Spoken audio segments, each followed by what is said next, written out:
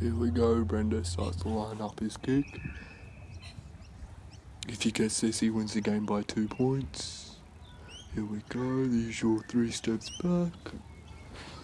He sets up. And here we go. And that looks, oh no. Looks like he's pulled him. Trainer's over. What's he reckon with Chick? Oh no. He says no good. That's no good at all. I wonder what the coach is going to do about this one now.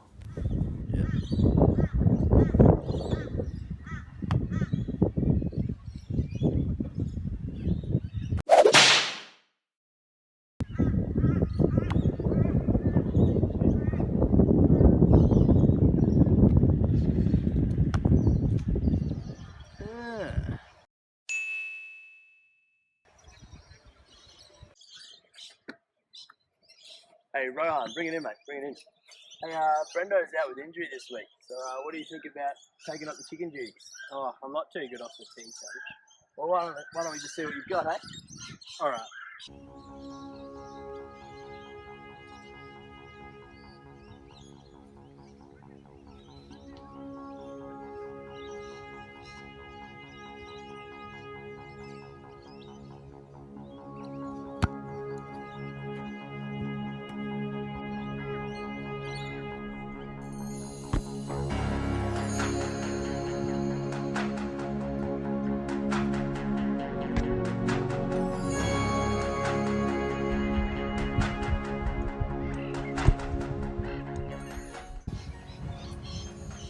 Hang on, Rohan, we'll stop you there, bud.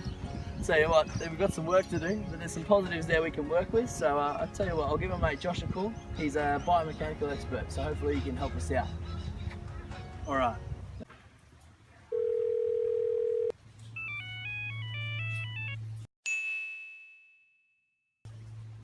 Good day, Coach Cracknell. Josh, g'day mate, it's Ryan, how are you? I'm well, thanks. What can I do you for? Yeah mate, I've just had a bit of an issue on the weekend. My star goal kicker Brendo, he's blown his hammy, he's done for the season.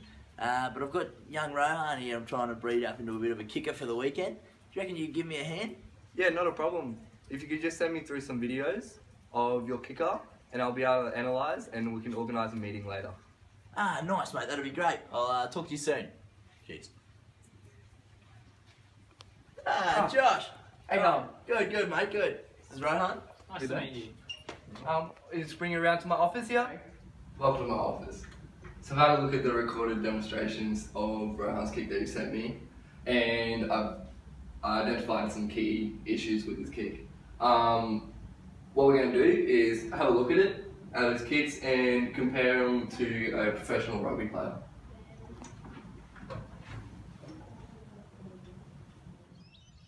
So Rohan possesses something that we like to call positive transfer from his bombing technique that creates, assists him in creating maximum swing with his follow through of his leg. This helps generate adequate power and can greatly assist in distance and accuracy. With his previous exposure to the bombing technique, this influenced his element of his goal kick. The fact that Rohan is a predominant bomb kicker in the team is clear to see that this exposure to a vastly different kicking technique has resulted in his upright body position in his goal kicking. As we saw in the footage of Rohan practicing his bombs, we can see that his upper body behaves nearly identically to the way it does when he kicks at goal. This is known as negative transfer, as this carries a non-optimal habit over to a different skill. So gentlemen, can I get you around here to have a look at my diagram of levers that I've drawn up? Let's first review what we know about levers, because that seems to be the first major roadblock to establishing a better kicking action in our performer. In sporting terms, a lever is the biomechanical structure we can create with either solely our body or with extension from sporting equipment, like a golf club. that exhibits an axis of rotation, motive force and resistive force to apply energy along the lever's motive and resistive arms. So I recall there being 3 major lever classes, first, second and third class? Correct. They are each distinguished by where the axis, motive and resistive force acts along the structure. Where is an axis, motive and resistive force? I'm glad you asked. In relevant terms, the axis is a main rotational joint where applied force will move the structure in a specific direction along that axis. The motive force is then where the force is actually applied along the structure, and finally, the resistance is where the force is applied to, in this case, a bit of air resistance, and of course, the ball itself. But sir, aren't there 3 rotational joints in the leg? The waist, knee and heel? Indeed, this is true, but we are looking at the system as a whole, which starts at the waist and ends in the toe. This is where we derive our reference and also why it's important to work on your degrees of freedom in each of these joints. Then I reckon we're looking at a third class lever, yeah? Yes, quite right, Coach Cracknell. In rugby goal kicking, the predominant lever is that of dominant or kicking leg. In this case, we form a third class lever as we strike through the ball.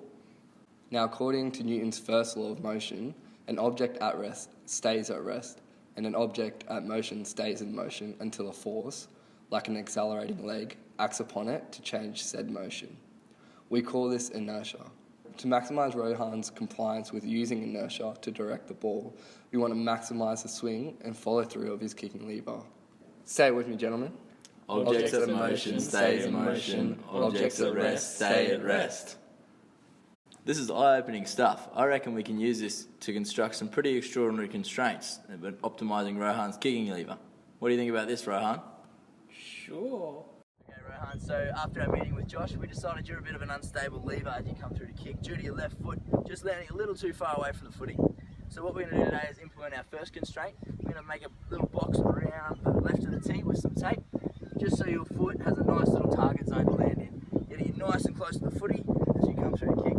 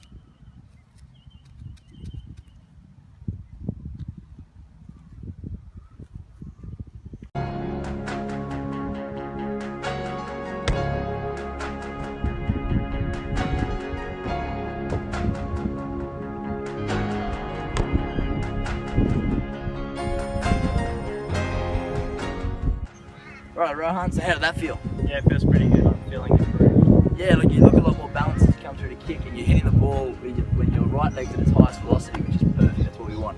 Alright.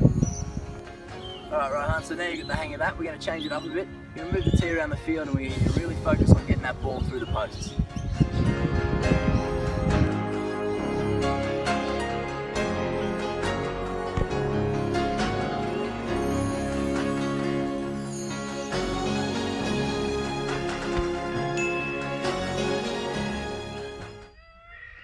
Right, Rohan, so that concludes our session today. How did that feel?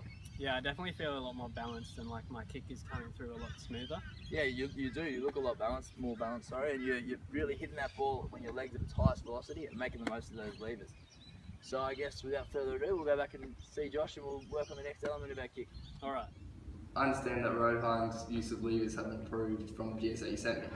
Yeah, they have, but there's always room for improvement, I guess. So what's next on the agenda? Well, I'm glad you asked. The next part of his kicking technique that we're going to be looking at is the position of his head over the ball. Oh, good. I did notice that, but I didn't realise it was an area we can improve. Well, in fact, the kicker actually uses their whole body every time they kick.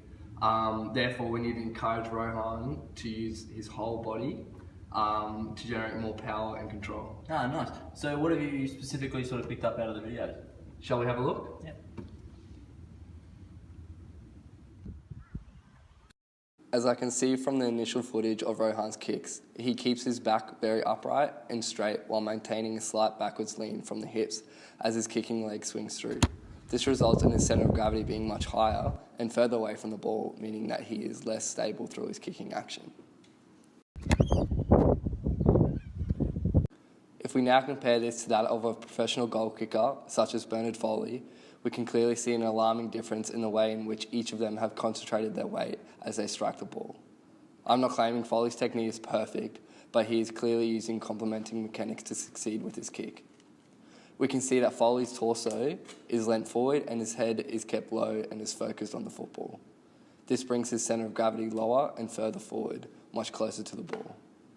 A lower centre of gravity makes an object more stable. As well as this, Rohan will be able to generate more force through his kicking leg by engaging his whole body in generating momentum in a forward direction through the ball, all the while being more balanced and stable throughout his action, helping him to perform a far more accurate kick. Right, so I want to get Rohan's head over the top of the ball so he's getting as much power through it as possible.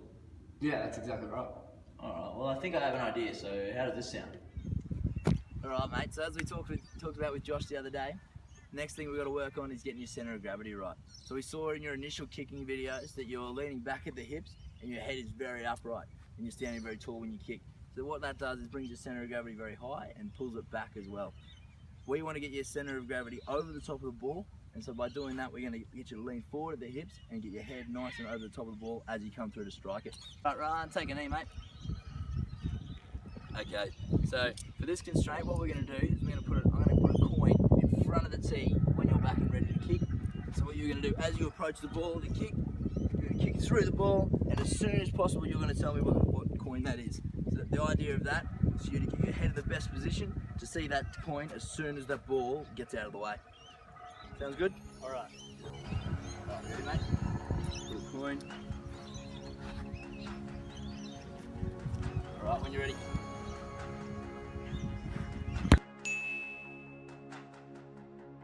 $0.20.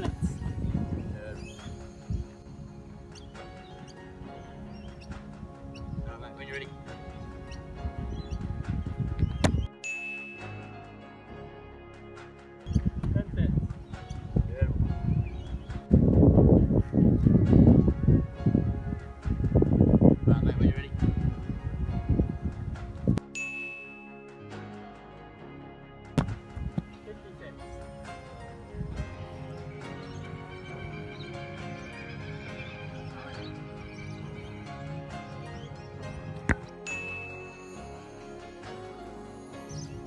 $1.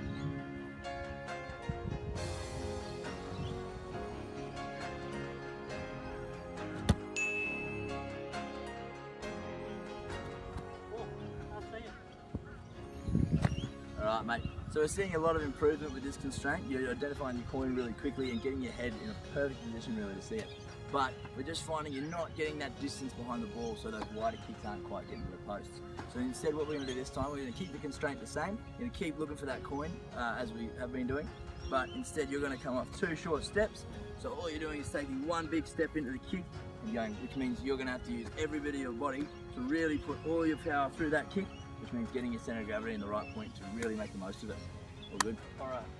Alright, Rohan, so we've got a bit of an extra environmental constraint today. There's a bit of wind coming against us, so we've got to really focus on getting that kick against the wind. 2 steps, mate.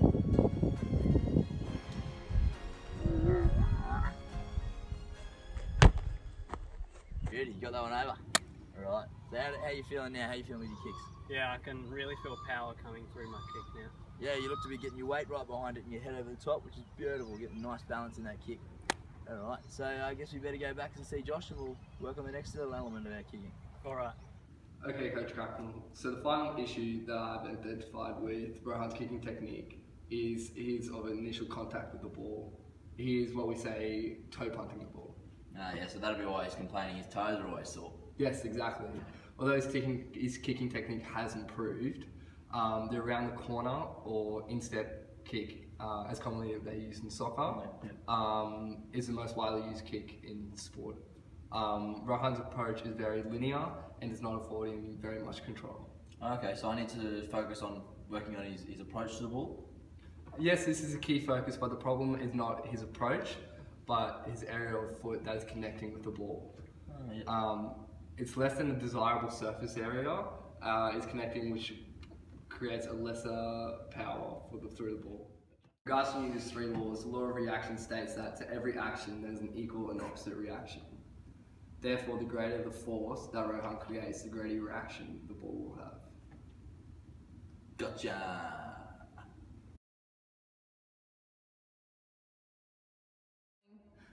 Rightio, so we've got to get him kicking with the top part of his foot where the laces are, yeah? Quite right. Let me show you the diagram I've got prepared. So what Rohan wants to strive to do, is kick the ball at the top end of his phalanges, at the bottom end of his metatarsals. So this area just right here. So this is the flattest and the hardest part of the foot, which creates the greatest surface contact with the ball. Oh, righto. So he's doing this when he kicks his bombs, so why isn't he doing it when he kicks his goals? Oh yeah, so I can help you with that. So what he's doing is, when he's coming up to kick the ball, he's coming in at a 90-degree angle. Oh yeah, with his ankle very locked. Yeah, exactly, it's locked. So what we want to do is get his ankle to free his movement over the ankle. So his foot is facing down towards the ground, and he comes through and connects, and then that will allow him to connect with the ball at that part of the area. Gotcha. So all I need to do is get him to kick with his laces, I guess, without telling him to kick with his laces. Hey. Sorry guys, just before you go. Oh yeah. I just have one more thing that needs to be addressed to help you with the constraints, and that's the flight of the ball. Flight of the ball, which is parabolic flight path. The parabolic what? Sorry, I'm not one of you experts, mate. I'm just a coach. It's okay. Allow me to explain. Ah, yeah. The parabolic flight path refers to the ultimate angle of projection for an object to travel to achieve maximum distance relative to its force. In rugby goal kicking, this would be 30 degrees. Although typically it is found that the optimum angle is 45 degrees, research found that 30 degrees is the optimum angle, as at an angle of 45 degrees, the projection velocity that the player can produce decreases, therefore resulting in less distance. The higher the angle, the less velocity that can be produced. Okay, so can you simplify that a bit for me? Yeah, so the parabolic flight path is the path that the ball will take when it goes through the air. So for example, when you kick a ball, it goes in the shape of an upside down U, so kind of like that. Oh yeah, perfect, makes sense. Yeah, so that's a parabolic flight path. Oh right, yeah, I get it now, sweet. Yeah, fantastic. Alright, well I've got some thinking to do, but I'm sure I can work something out for Rohan. So yeah, thanks for your help. Fantastic. Beautiful. Yeah, Rohan. Oh, g'day, coach. How are you today? Good? Yeah, good. Beautiful. Well, the game's getting close. Yeah, I'm pretty excited. Alright, you'll be ready to go after today. So we had a meeting with Josh just yesterday, and we decided that you're toe poking the ball still. So we want to get you hitting the ball just with the left side of your laces, getting right underneath it, getting a bit of distance behind it. How's it sound? Yeah, it sounds good. Alright, we'll go get started. Alright. Jump in, mate, we'll get going. Alright, so the point of this constraint is to really get your foot under that ball and get the best sort of parabolic flight path we can. So at the moment, you're really toe poking that ball, so we want to get your ankle freed up a bit and getting right underneath the footy. Alright, so what we're going to do, we're just going to get you kick the kicking tee without the ball there, alright? So just coming through, just kicking the tee over towards the post. Sound good? Alright. Beautiful.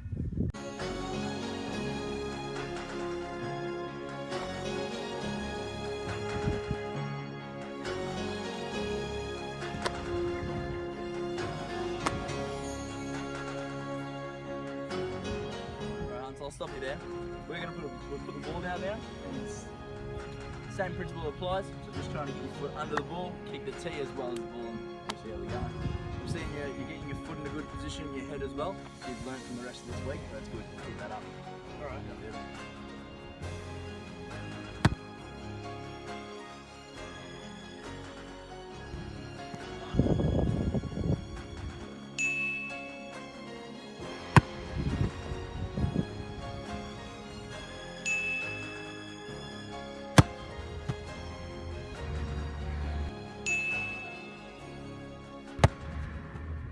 So we're seeing some good results at the moment, but we're still seeing that ankle's very locked as you kick through. So what we're going to get you to do is to try and explore some options with your foot a bit and free it up. Just as you swing through, we're going to get you to point your toe towards the goal post, just right through your follow through. Okay? We'll see how much that changes. The reason for this, you want to go into the sideline and you've got a bit further to kick. We want to get all the power we can behind that ball. Alright, sounds good.